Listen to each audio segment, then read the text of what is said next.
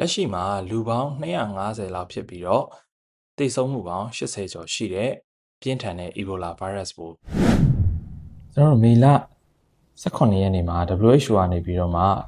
အရေးကြီးတဲ့ကြေညာချက်တစ်ခုထုတ်ပြန်ခဲ့ပါတယ်။အဲ့ဒါပါလဲဆိုတော့ကျွန်တော်တို့အရင်တုန်းကကြားဖူးခဲ့တဲ့ Ebola ဆိုတဲ့ရောဂါပေါ့နော်။အဲ့ဒီ Ebola ရောဂါကအခုဆိုလို့ရှိရင်ဒီကွန်ဂိုနဲ့ယူဂန်ဒါမှာဖြစ်နေတာပေါ့နော်။ဆိုတော့သူကနိုင်ငံတကာကနေပြီးတော့သတိထားဖို့လိုအပ်တဲ့ public health emergency လို့ခေါ်တဲ့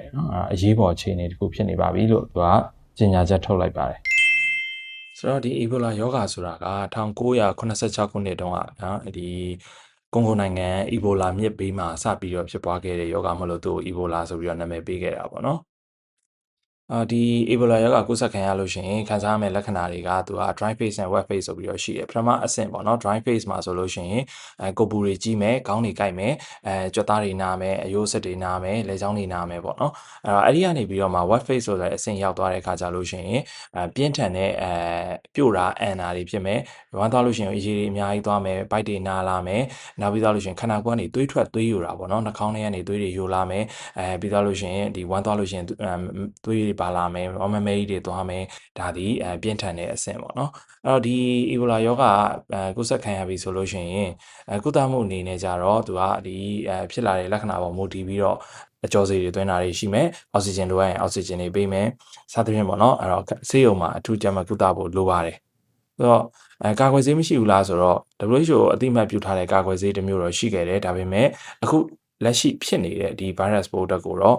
ကာကွယ်နိုင်စွမ်းသိမရှိဘူးဒီတော့လောလောဆယ်တော့ဒီအခုဖြစ်နေတဲ့ဒီ2026မှာဖြစ်နေတဲ့ Ebola အတွက်ကတော့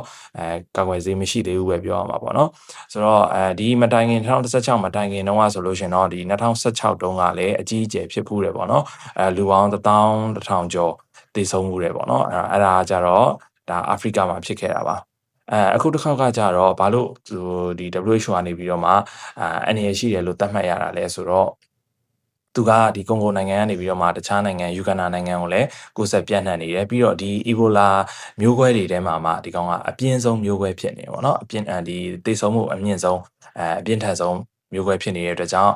သတိပြုဖို့လိုတယ်လို့ပြောချင်တာဆိုတော့မြန်မာနိုင်ငံကိုတော့ရောက်ဖို့တော့နည်းနည်းဝေးပါသေးတယ်ဒါပေမဲ့ဒါ WHO ကနေပြီးတော့မှဒါ international နိုင်ငံတကာကိုပြုဆက်ပြန့်နှံ့နိုင်ပြီလို့ကြေညာလိုက်ပြီဆိုတော့ဒီရောဂါပိုးက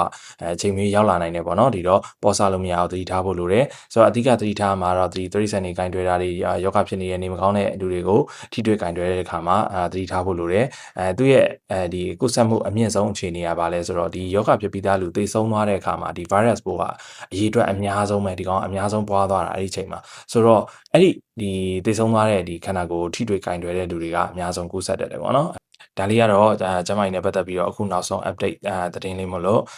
အားလုံးအတွက်သတိထားနိုင်အောင်လို့ရှင်းပြပေးခြင်းဖြစ်ပါတယ်ကျေးဇူးတင်ပါတယ်